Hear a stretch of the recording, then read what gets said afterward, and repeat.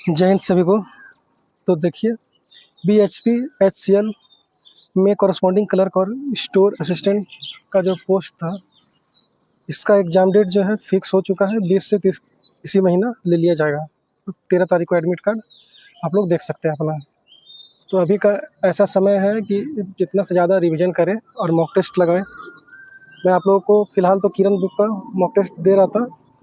आज मैं पहली बार आप लोगों के लिए ऑनलाइन टेस्ट लाइव अटेम्प्ट करूँगा। बाकी इसको तो मैं रिकॉर्ड करके दूंगा आप लोगों को, तो आप लोग रिकॉर्डेड में ही देखेंगे। देखिए, अगर आपको अच्छा लगता है तो अच्छी बात है, और अगर आप लोग ऐसा बोलेंगे कि सर लाइव कीजिए, इस चीज़ को साथ में मिलकर अटेम्प्ट करेंगे, तो फिर मैं उसके लिए भी रेडी हूँ। इसमें बहुत अच्छा क्वेश्चन है, और ऐसा क्वेश्चन बहुत आपको एग्ज़ाम में हूबहू देखने को मिलेगा। देख लीजिए, 135 चैप्टर टेस्ट है, 10 फुल टेस्ट है और 25 सब्जेक्ट टेस्ट है। दिख रहा होगा आप लोगों को यहाँ पे। अब आप लोग तो समझदार है, कहाँ का टेस्ट है वो तो आप जान ही रही है। मुझे ये इस सब के बारे में ज़्यादा आइडिया नहीं है कि नाम लेना चाहिए नहीं लेना चाहिए, इसलिए नाम को नहीं लेते हैं। मेरा तो टेस्ट बनाया हुआ है नहीं, लेकिन हाँ, ये टेस्ट बहुत अच्छा है। इसमें जितने भी क्वेश्चन हैं बहुत अच्छे हैं। तो आइए हम लोग नहीं, आज मैं खुद से अटैम्प्ट कर रहा हूँ। आप लोग रिकॉर्डेड में देखिएगा। अगर आप लोग को अच्छा लगे या आप लोग फिर बोलेंगे कि सर लाइव कीजिए कोई एक फिक्स टाइम पे, जिस पे कि आप लोग भी उस टाइम पे आकर आप लोग भी मेरे साथ साथ अटैम्प्ट करें, लाइव में कमेंट करें। हम भी मतलब 4 ऑप्शन में हम भी एक कोई ऑप्शन बताएंगे, आप लोग भी ऑप्शन बताइएगा कौन सा सही है, उस हिसाब से मैं आगे बढ़ता चला जाऊँगा। तो इस तरह से अच्छा रहेगा, करने में फ़ायदा ही होगा, घाटा की कोई बात है नहीं। तो चलिए स्टार्ट करते हैं अब। देखिए, ये टेस्ट मेरे द्वारा पहले भी बनाया जा चुका है, इसलिए मुझे इसका सारा आंसर सही पता है। ठीक है, तो आप लोग क्या कीजिएगा, जहाँ भी मैथ आएगा, रीजनिंग आएगा, आप लोग वहाँ पे रोक लीजिएगा, रोक कर मैथ बनाइएगा, उसके बाद आप लोग आगे बढ़िएगा। ठीक है, तो देखिए ये क्वेश्चन है इंग्लिश में, और ये अभी जो मैं करा रहा हूँ ये टेस्ट जो है इंग्लिश मीडियम स्टूडेंट के लिए बहुत बेनिफिट मिलेगा उन लोगों को। क्योंकि बुक में जो है हिंदी में ही सब कुछ दिया गया है। इंग्लिश का क्वेश्चन ही इंग्लिश में है, बाकी सब कुछ हिंदी में है, और यहाँ पे मैं आप लोगों को दोनों लैंग्वेज में करके दिखा दूँगा। ठीक है, तो देखिए इंग्लिश में है, if 3/5 of a number is 69 then find 9% of that number. Hindi में है, यदि किसी संख्या का 3/5 69 है तो उस संख्या का 9% ज्ञात कीजिए। इसको पॉज करके आप लोग बनाइए, मैं आपको सही आंसर दे देता हूँ। ये हो जाएगा 10.35। ठीक है, आगे देखिए, आगे है, एक बक्से में 25 पैसे, 50 पैसे और 2 रुपये के मूल्य वर्ग के सिक्के हैं, जिनका कुल मूल्य 660 है। सभी मूल्य वर्गों में सिक्कों की संख्या समान है। बक्से में 50 पैसे के सिक्के कितने होंगे, ये आपको बताना है। इंग्लिश में, a box containing the denomination of 25 paise coins, 50 paise coins and 2 rupee coins, amount to ₹660। There are equal number of coins, total number of 50 paise coins in the box. ये आपको बताना है कि कितना 50 पैसा का सिक्का होगा। इसका आप लोग जब सॉल्यूशन कीजिएगा 240 निकलेगा। आगे चलते हैं। हिंदी तो हिंदी में ही रहेगा, इसका चेंज लैंग्वेज नहीं होगा। विलोम शब्द चुने, गोपनीय। गोपनीय का क्या होता है विलोम शब्द, इसका होगा पारदर्शी। गोपनीय का विलोम शब्द पारदर्शी। आगे, बिल्ली छत से कूद पड़ी, इस वाक्य में कौन सा कारक है। छत से कूदी है, तो क्या लग रहा है बताइए। अपादान हो जाएगा। छत से कूदी है, नीचे आ गई, तो इसका मतलब उससे मतलब दूरी बना, अलग हुआ बिल्ली, तो इसलिए अपादान हो जाएगा। ठीक है, अब देखिए ये इंग्लिश है तो ये हिंदी में फिर कन्वर्ट नहीं होगा। चलिए तो पढ़िए क्या है। Kitty is the wife of Raman. नहीं, ये तो रीजनिंग है, ये हो जाएगा आराम से कन्वर्ट। ठीक है, पढ़िए, पढ़ लेते हैं पहले। Kitty is the wife of Raman, Dev is the only brother of Kitty. Only brother है लिखा हुआ, आराम से इसको बनाइए, रीजनिंग है, ब्लड रिलेशन वाला रीजनिंग है। If Dolly is the daughter of Kitty, how is Dev related to Dolly. Hindi में है, किटी रमन की पत्नी है, देव किटी का एकमात्र भाई है। यदि डॉली किटी की पुत्री है तो देव डॉली से कैसे संबंधित है। आंसर आ जाएगा मामा, इंग्लिश में क्या, मैटरनल अंकल आंसर आ जाएगा, ठीक है।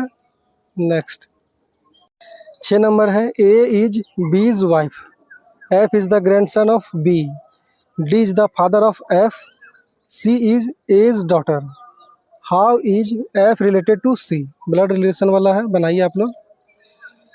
हिंदी में देखिए, ए बी की पत्नी है, एफ बी का पोता है, सी सॉरी डी एफ का पिता है, सी ए की पुत्री है, एफ सी से किस प्रकार संबंधित है ये आपको बताना है। इसको आप लोग पॉज करके सॉल्व कीजिए, आंसर आ जाएगा।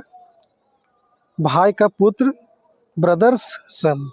आगे यहाँ पे ये रीजनिंग है, इसको सॉल्व कीजिए। Select the option in which the number are related in the same way as are the number in the given set. जैसे इसमें दिया गया है उसी तरीका से ऐसा ही आपको कोई नीचे चारों में से सेट ढूंढना है।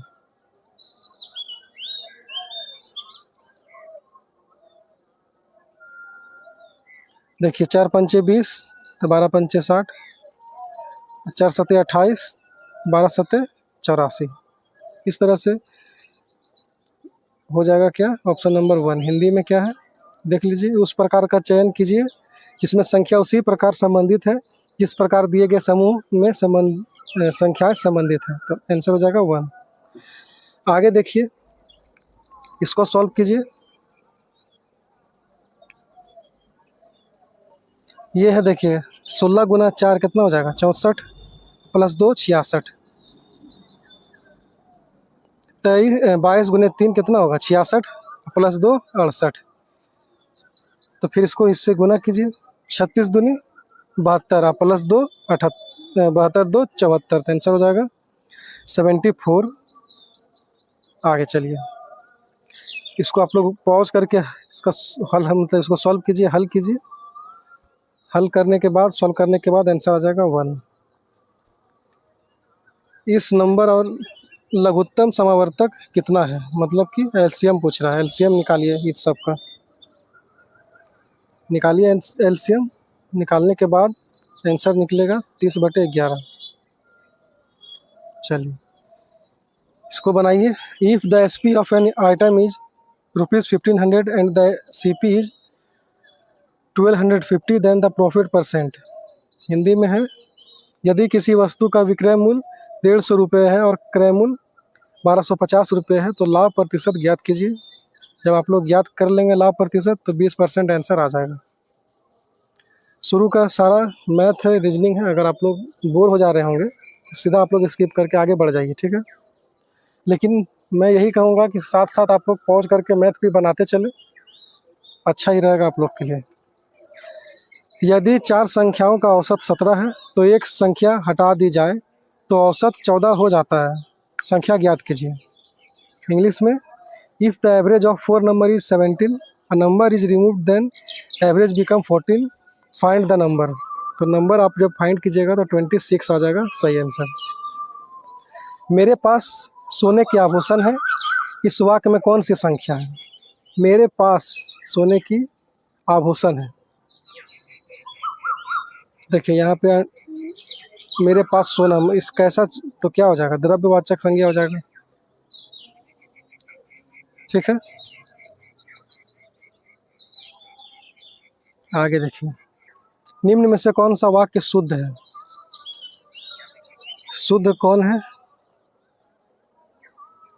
अशुद्ध लिखा, सॉरी अशुद्ध है। तो देखिए, भारत के इतिहास में 15 अगस्त का बहुत महत्व है, तो ठीक ही लग रहा है, कोई इसमें दिक्कत नहीं है।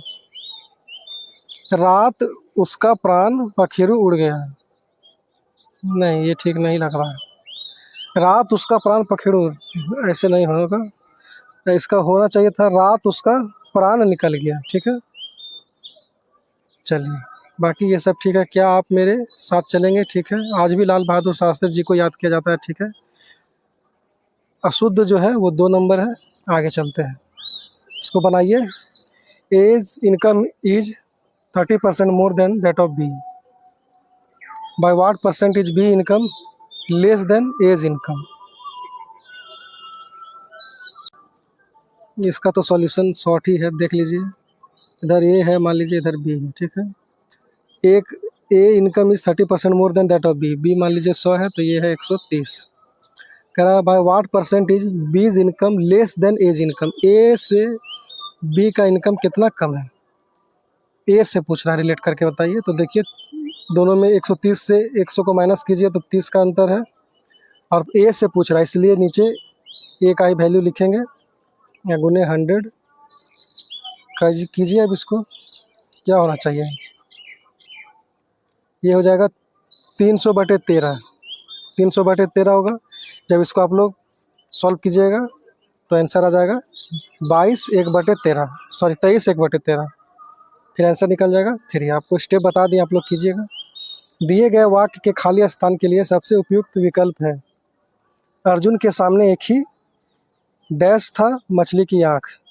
क्या होना चाहिए, एक ही लक्ष्य था, मछली की आँख, ठीक है। रीजनिंग है, इसको सॉल्व कर लीजिएगा। अब तुरंत पॉज करके ही देख लीजिए कैसे क्या पैटर्न सेट हो रहा है।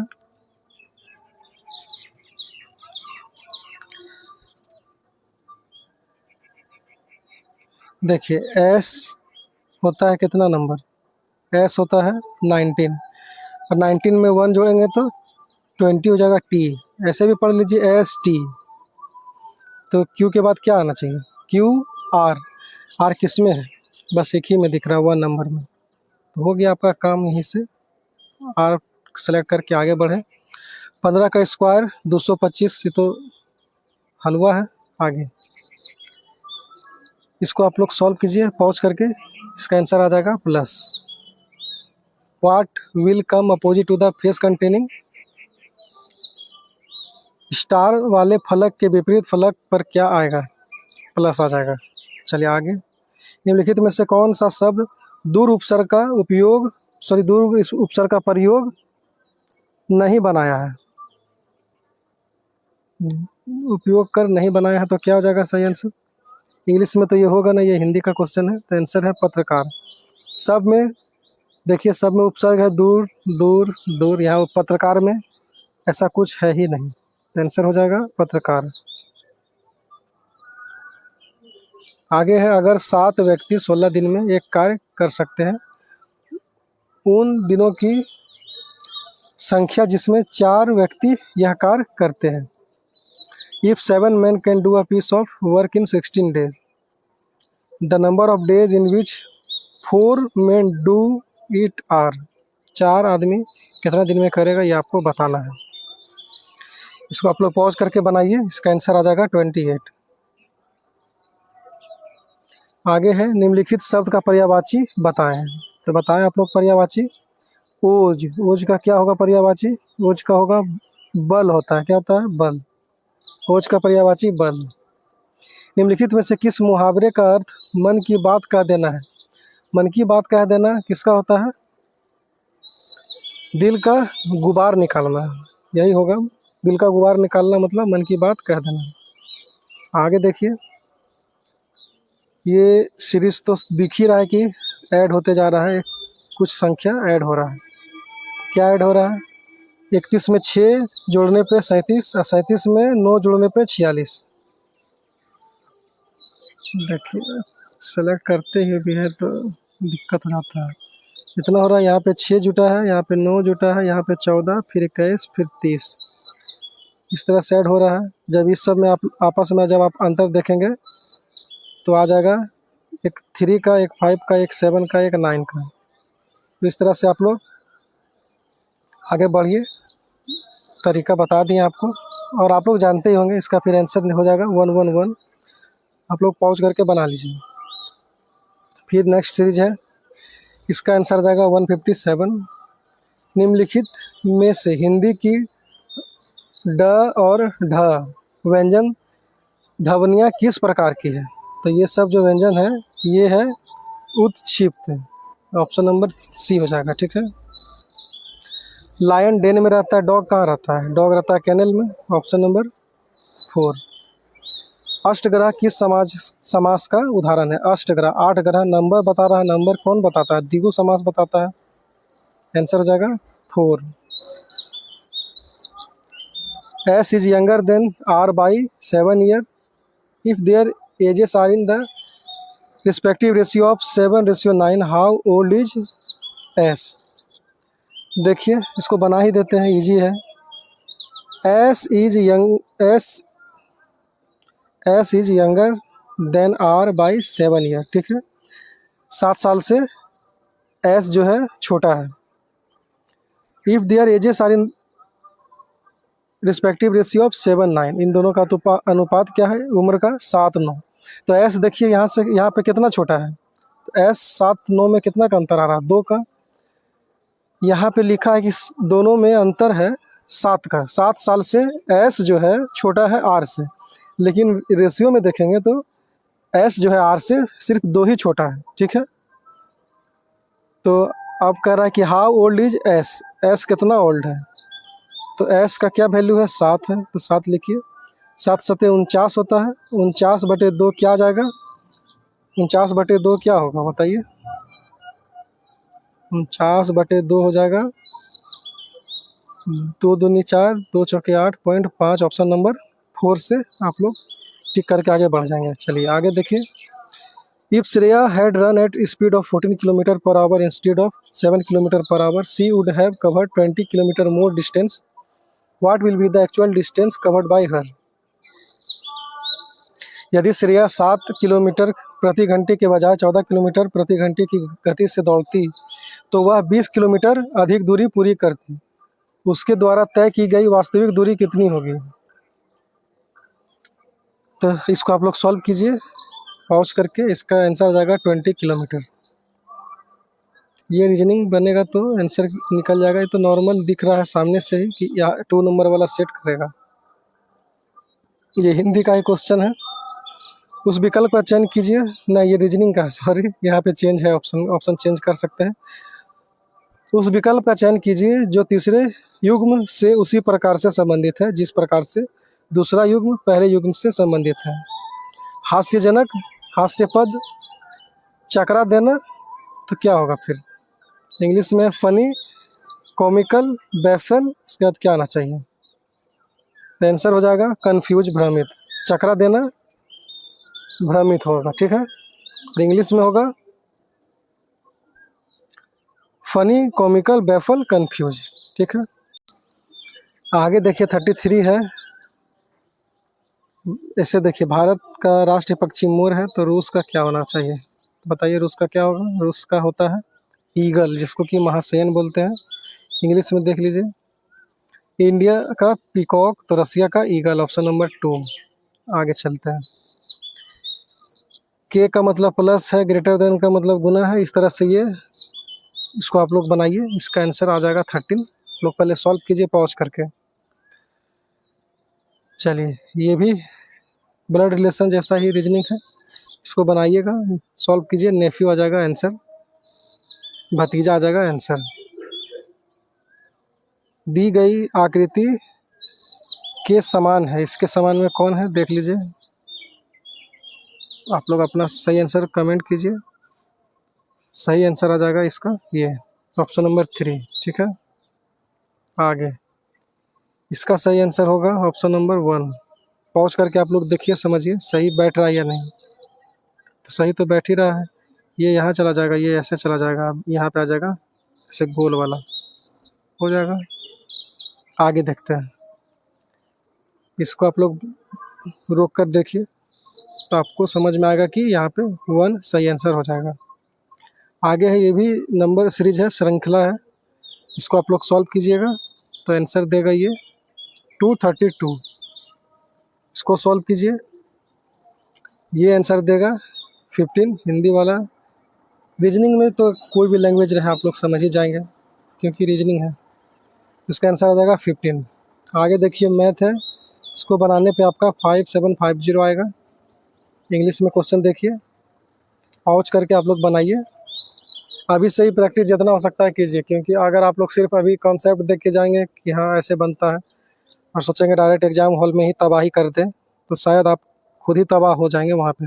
इसलिए अभी से ही खुद से कॉपी पेन लेके बनाना स्टार्ट कर दें। इस क्वेश्चन का आंसर आ जाएगा 38, हिंदी में एक बार देख लीजिए। आगे चलते हैं। इसका आंसर आएगा 68.4। पॉज करके बनाइए, इंग्लिश में देख लीजिए क्वेश्चन। आगे इसको बनाने पे आंसर आएगा 32। इसको भी बनाइए।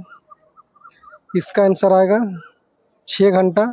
इंग्लिश हो गया, हिंदी में आप लोग देखिए। ये क्वेश्चन है हिंदी में, रोक कर बनाइए। ये हिंदी में है। यदि एक भिन्न 3/5 है तो दूसरा भिन्न लासा मासा मतलब HCF LCM दे दिया गया है। एक फैक्टर दे दिया गया, आपको सेकंड फैक्टर बताना है। इसका आंसर आएगा 5/7। ये अच्छा क्वेश्चन है, बहुत अच्छा है। इसको आप लोग बनाइए, ज़रूर बनाइए रोक कर। ऐसा क्वेश्चन मिलता है, एकदम मिलता है, मिलेगा भी आप लोग को। इसको जब सॉल्व कीजिएगा तो 9:13 आ जाएगा। हिंदी में देख लीजिए। 3 घंटियाँ 40 सेकंड, 60 सेकंड और 120 सेकंड के अंतराल पर बजती है। यदि वे सुबह 9-11 बजे एक साथ बजती है तो अगली बार वे एक साथ किस समय बजेगी। ये बनाइए आप लोग, इंग्लिश में देख लीजिए। इंग्लिश में ऐसा है। इसको जब आप सॉल्व कीजिएगा तो 600 आपका आंसर आ जाएगा। आगे है पेरीमीटर ऑफ रेक्टेंगल निकालना है। लेंथ दे दिया गया है, ब्रेथ दे दिया गया है। सॉल्व कीजिएगा 58 आएगा। हिंदी में देखिए।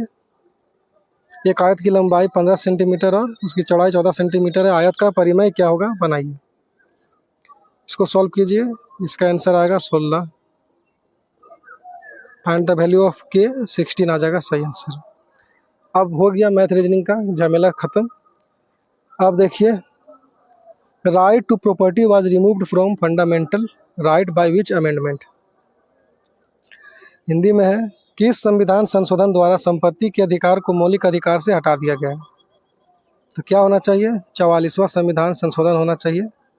सही आंसर, ठीक है। चलिए, और ये हुआ क्या, कब था, तो 1978 में हुआ था, 1978 में हुआ था। आगे 23 का साहित्य नोबेल पुरस्कार जीता। 23 का देखिए, ये अपडेटेड है नहीं, तो आप लोग इस क्वेश्चन को खुद से देखिएगा, कमेंट जरूर कीजिएगा। आप कमेंट कीजिए, आपको लंबा समय तक याद रहेगा। हाल फिलहाल जो साहित्य का नोबेल पुरस्कार मिला है, किसको मिला है, ये आप लोग कमेंट कीजिएगा। ये 2013 से पूछ रहा है। इसका आंसर हो जाएगा जॉन फोसे। इंग्लिश में देखिए, person wins the Nobel prize in literature, John Fosse. बाकी अभी का आप लोग बताइएगा कमेंट करके। Warren Hasting become the first governor general of Bengal in. Warren Hasting किस ईस्वी में बंगाल के पहले गवर्नर जनरल बने। आंसर हो जाएगा वारेन हेस्टिंग का 1773। कब बना था, 1773 में बंगाल का पहला गवर्नर बना था। गवर्नर जनरल बना था, क्या था, गवर्नर जनरल, ना कि गवर्नर। ठीक है। आगे, भारतीय संविधान का कौन सा अनुच्छेद धन विधेयक की परिभाषा देता है। धन विधेयक कितना वाला है, 110 वाला धन विधेयक होता है, याद रखिएगा। पूछ रहा है which article of Indian constitution gives definition of money bill, तो आर्टिकल 110 आंसर सही हो जाएगा। आगे, on which lake is the world's only floating post office situated. विश्व का एक लौता तैरता हुआ डाकघर किस झील पर स्थित है। डल झील पर है। किस झील पर है, डल लेक पर है, डल झील। ठीक है। Who was the founder of आत्मीय सभा। आत्मीय सभा के संस्थापक कौन थे, तो आंसर क्या होगा, राजा राम मोहन रॉय। आत्मीय सभा राजा राम मोहन रॉय।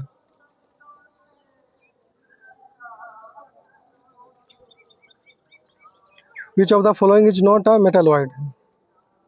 निम्नलिखित में से कौन सी धातु नहीं है, बताइए।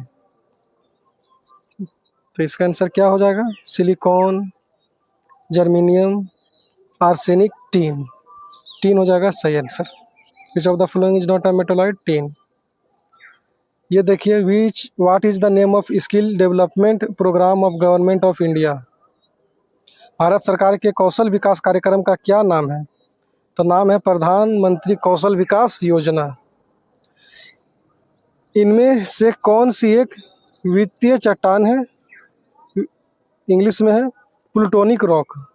हिंदी में गलत पढ़ दिए। वितलीय चट्टान है, प्लूटोनिक रॉक कौन सा है बताइए? तो आंसर हो जाएगा ग्रेनाइट। हिंदी में इसको ग्रेनाइट ही बोलते हैं, ठीक है। प्लूटोनिक रॉक ग्रेनाइट हो जाएगा। Where did ISRO established its second space port? तो क्या सही आंसर होगा बताइए? हिंदी में देखिए, इसरो अपना दूसरा स्पेस पोर्ट कहाँ स्थापित किया? तो ये हुआ है कुलशेखरपट्टनम में। कुलशेखरपट्टनम ऑप्शन नंबर 1, ठीक है। चलिए आगे। In which script were Ashoka's inscriptions written? तो ये क्या होगा सही आंसर? ब्राह्मी होगा। क्या होगा? ब्राह्मी। अशोक के शिलालेख किस लिपि में लिखे गए थे? तो ब्राह्मी लिपि में लिखे गए थे। महात्मा गांधी किस वर्ष में दक्षिण अफ्रीका से भारत लौटे थे? तो भारत लौटे थे 1915 में। In which year did Mahatma Gandhi return to India from South Africa? 1915। Name the Chinese pilgrim who came to India in 5th century. 5th century में आने वाला कौन था? फाहियान था। 5वीं शताब्दी में भारत आने वाले चीनी तीर्थयात्री का नाम बताएं? फाहियान। कौन सा तट पश्चिमी तट का हिस्सा नहीं है? कोरोमंडल तट नहीं है, ये पूर्व साइड में पड़ता है कोरोमंडल तट। Which coast is not a part of western coast? Coromandel coast. Dash is the smallest bone in the human body? तो स्टेपीज हो जाएगा सही आंसर, सबसे छोटा है।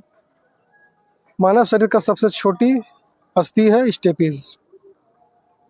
मुगल के अधीन बंगाल में राजस्व प्रशासन और नागरिक न्याय प्रणाली थी कौन सा? आमिर, निजामत, दीवानी, मनसब? क्या होगा सही answer? Diwani. Dash was the revenue administration and civil justice system in Bengal under the Mughal? Diwani होगा। क्या होगा? दीवानी। चलिए, कह रहा है कि according to the census of India 2011 which of the following union territories has the lowest density of population? सबसे कम डेंसिटी वाला, जनसंख्या घनत्व वाला पूछ रहा है।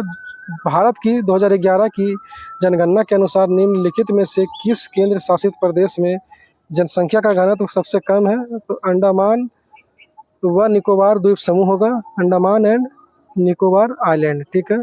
चलिए आगे। Pranab my father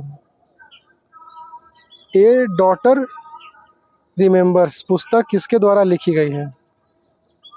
who is the author of the book Pranab my father a daughter remembers? ये बुक का लेखिका या लेखक कौन है? तो ये है शमिष्ठा मुखर्जी। शमिष्ठा मुखर्जी हो जाएगा सही आंसर। आगे। Cuscuta growing on trees and shrubs in is an example of? Cuscuta जो कि ट्री पे या सब पे जन्म लेता है, ये क्या चीज़ का एग्जाम्पल है? तो ये एग्जाम्पल है परजीवी का। कैसा एग्जाम्पल है? परजीवी का एग्जाम्पल। हिंदी में पढ़िए, पेड़ों और झाड़ियों पर उगने वाले कुसकटा डैश का एक उदाहरण है, तो परजीवी का उदाहरण है। इंग्लिश में परजीवी को पैरासाइट कहेंगे। विच डायनेस्टी ऑफ दिल्ली सल्तनत रूल्ड फॉर शॉर्टेस्ट टाइम? सबसे कम समय के लिए कौन दिल्ली पे राज किया था? खिलजी, तुगलक, सैयद लोदी? तो खिलजी हो जाएगा। क्या हो जाएगा? खिलजी। दिल्ली सल्तनत के किस वंश ने सबसे कम समय तक शासन किया है? खिलजी वंश। MS एक्सेल 2010 में चयनित पंक्ति को हाइड करने के लिए उपयोग की जाने वाली शॉर्टकट कुंजी डैश है? हाइड करना है तो क्या करना पड़ेगा? Ctrl+9। इंग्लिश में पढ़ते हैं।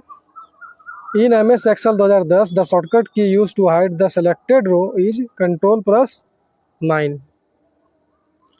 विच of the following programming languages are considered as low level language? तो लो लेवल लैंग्वेज कौन है? असेंबली लैंग्वेज जो है, असेंबली लैंग्वेज लो लेवल लैंग्वेज है। निम्न में से किस प्रोग्रामिंग भाषा को लो लेवल लैंग्वेज माना जाता है? Assembly language. MS वर्ड में वर्तनी जांच मतलब स्पेल चेक शुरू करने के लिए शॉर्टकट की क्या है? स्पेलिंग चेक करना है आपको तो Alt+F7 शॉर्टकट की का यूज करना होगा। Alt+F7। इंग्लिश में देखते हैं। What is the shortest key to start spell check in MS Word? Alt+F7। The dash is use to move the active cell to the cell A1 in MS Excel? Answer होगा Ctrl+Home। Hindi में देखिए, M S Excel में active cell को cell A1 में ले जाने के लिए किसका उपयोग किया जाता है? कंट्रोल प्लस होम का किया जाता है। निम्नलिखित में से कौन इंटरनेट पर प्रदर्शित प्रत्येक वेब पेज से जुड़े विशिष्ट पद को संदर्भित करता है? आंसर हो जाएगा URL। इंग्लिश में देखिए, which of the following refers to the specific address associated with each web page displayed on the internet. तो URL आंसर सही होगा। Which of the following is a line printer. Line printer कौन है आपको बताना है। निम्नलिखित में से कौन सा एक लाइन प्रिंटर है? तो चेन प्रिंटर जो है ये एक लाइन प्रिंटर है। ऑप्शन नंबर हो जाएगा 4।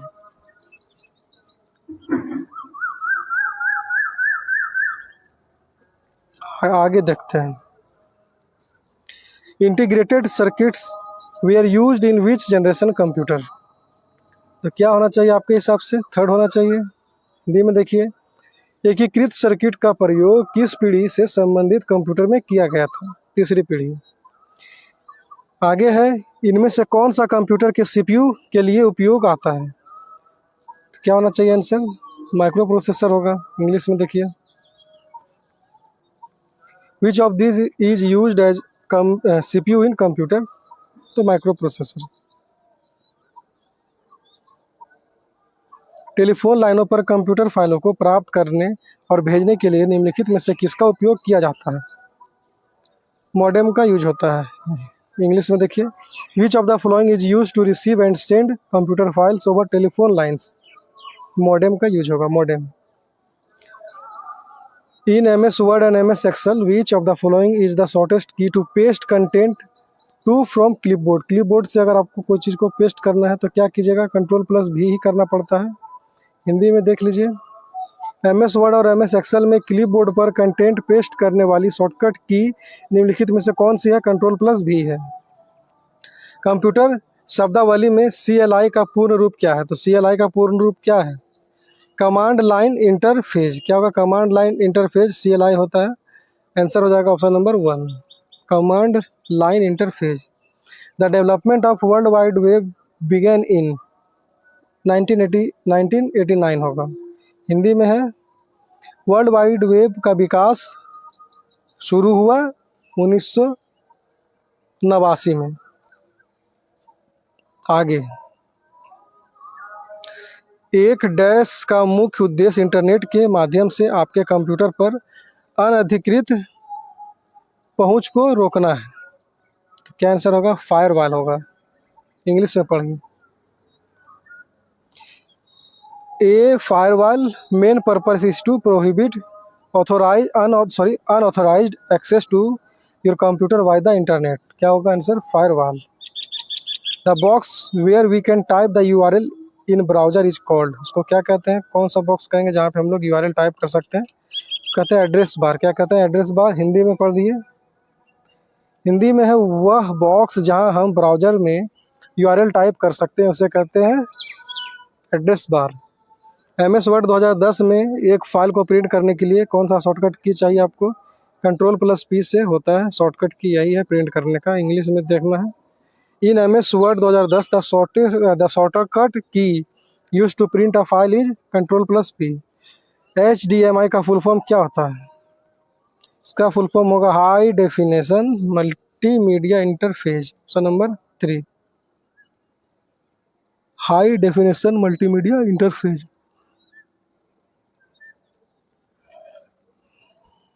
MS एक्सेल 2010 में एक पंक्ति का चयन करने के लिए कौन सा शॉर्टकट कुंजी का उपयोग किया जाता था? Shift+स्पेस बार। कौन सा? Shift space bar. Shift space bar shortcut key is used in MS Excel 2010 to select a row. What kind of file has extension PNG dot PNG वाला जो एक्सटेंशन में किस तरह का फाइल होता है? तो इमेज फाइल होता है। सुने होंगे आप लोग अपने टीचर के मुँह से, PNG लगा रहे हैं, PNG अपलोड कर रहे हैं। इमेज फाइल है, ठीक है। आगे, किसी वर्कशीट में 2 या 2 से अधिक सेलों को मिलाने के बाद एक्सेल डैश मान को बनाए रखता है और अन्य मानों को छोड़ देता है। तो कौन सा मान को बनाए रखता है? ऊपरी बाएं मान को बनाए रखता है। आफ्टर मर्जिंग 2 और more cell in workout Excel retains the upper left value and discard other values. Which of the following shortcut key is use to select multiple rows of MS Excel 2019 worksheet which are in continuous range. इसका answer होगा shift, Hindi में पढ़िए। MS Excel 2019 worksheet की एक से अधिक रो का चयन करने के लिए निम्नलिखित में से कौन शॉर्टकट की का उपयोग किया जाता है जो निरंतर रेंज में होती है। Select the most appropriate word for given group of word. Difficult to interpret और अंडरस्टैंड। डिफिकल्ट टू इंटरप्रेट, गलत पढ़ लिया, सॉरी। डिफिकल्ट टू इंटरप्रेट और अंडरस्टैंड, तो इसका मीनिंग क्या होगा? इसका मीनिंग होता है एनिग्मेटिक। ऑप्शन नंबर हो जाएगा 3, ठीक है। ये हिंदी में नहीं कन्वर्ट होगा, इंग्लिश का क्वेश्चन है।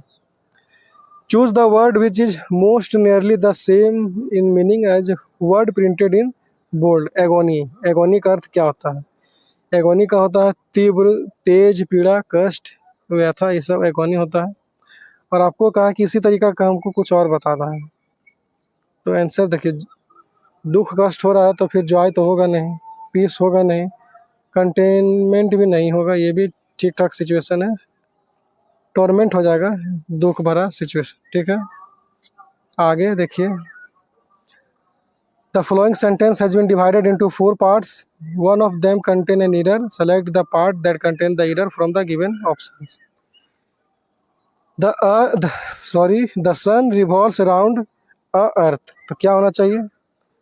अ अर्थ नहीं होना चाहिए, द अर्थ होना चाहिए। अर्थ क्या है? हेवनली बॉडी है, खगोलीय। अब हेवनली बॉडी मतलब क्या, कैसे बोले हिंदी में उसको?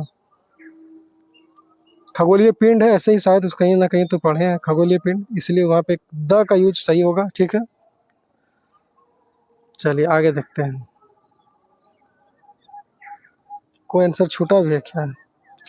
एगोनी का क्या होता है? टॉर्मेंट होता है एगोनी का, पीछे तो छूटा नहीं है। चलिए ठीक है, आगे। Someone who is reserved and Sai, alternative बताना है रिवर्स्ड एंड साई का, तो इसका आंसर हो जाएगा एक्सट्रोवर्ट होगा, इंट्रोवर्ट होगा, इंट्रोवर्ट, ठीक है। क्योंकि आप अल्टरनेट बता रहा है, आपको ये नहीं बोला है कि एंटोनिम बताना। अल्टरनेटिव मतलब कि समानार्थी, तो जो शर्मा रहा है उसको क्या बोलते हैं? इंट्रोवर्ट। और जो नहीं शर्माए उसको कहेंगे एक्सट्रोवर्ट, ठीक है। शर्माने वाला इंट्रोवर्ट होता है। चलो आगे देखिए, select the most appropriate synonym of the given word. Susceptible, synonym मतलब कि समानार्थी बताना आपको, तो इसका आंसर क्या हो जाएगा? इसका आंसर हो जाएगा इम्प्रेसिनेबल। क्या हो जाएगा? इम्प्रेसिनेबल, ठीक है, ऑप्शन नंबर 3। आगे देखिए, identify the part of speech the underline word belongs to. Part of speech बताना है कि बोथ जो है कैसा पार्ट ऑफ स्पीच है, तो क्या लगता है बोथ क्या है? You can not have it both ways, ये एडजेक्टिव है। क्या है? एडजेक्टिव है। आगे है, प्रोक्रेस्टिनेट का क्या करना है? अपोजिट मीनिंग बताना है। Close, which is closest to the opposite in meaning. अच्छा, अपोजिट ही बताना है, ठीक है। तो इसका आंसर क्या होना चाहिए? देखिए, प्रोक्रेस्टिनेट का मतलब होता है टाल मटोल या तात्पर्य किसी चीज़ को देरी करने या स्थगित करने का काम, मतलब टालना, ठीक है। और एक्सपीडाइट का मतलब होता है कि जल्दी, जितना जल्दी हो सके उतना जल्दी करना। तो प्रोक्रेस्टिनेट का सही अपोजिट वर्ड है एक्सपीडाइट, ठीक है, यही हो जाएगा सही आंसर। आगे है, the word opposite in meaning. Healthy का अपोजिट क्या होना चाहिए? उल्टा वो बताना है, अपोजिट बताना है, विलोम शब्द बताना है। हेल्दी मतलब तो जान ही रहे हैं, तो हेल्दी का क्या होगा? अनहेल्दी हो जाएगा। She dash not want to go to the movie, वो मूवी नहीं जाना चाहते। She doesn't want to, doesn't does हो जाएगा, ठीक है, सही आंसर।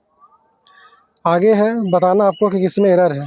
अब body of volunteer have been organised to spread the holy message of a saint. क्या गलत है? कहाँ पे है? तो गलत जो है ना, ये पहला में ही, ए नंबर में। A body of volunteers have been, इसी में गलत है।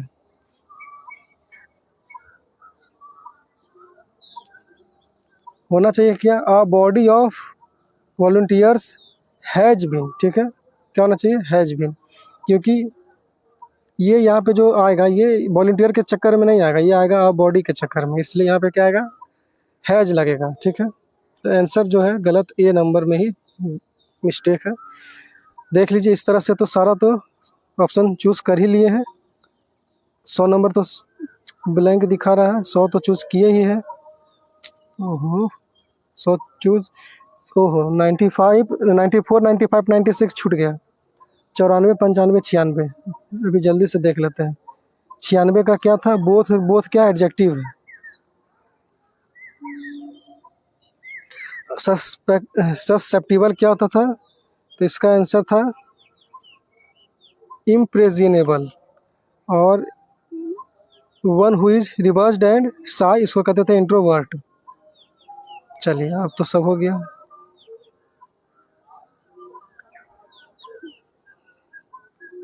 चलिए 100 नंबर भी कंप्लीट ही है, सिलेक्ट किया हुआ है। तो देखिए आप लोग के सामने लाइव टेस्ट किए हैं, हालांकि हम इसको पहले बना चुके हैं तो इसलिए मुझे इसका आंसर पता है। अब चलिए इसको सबमिट करते हैं। अगर आप लोग भी मेरे साथ साथ बनाए होंगे तो आप लोग भी समझिए कि आप लोग ही ये टेस्ट दिए हैं, मैं नहीं दिया हूँ। आइए सबमिट करते हैं, अपना स्कोर देखते हैं। तो आ चुका है रैंक 1 15,713 में।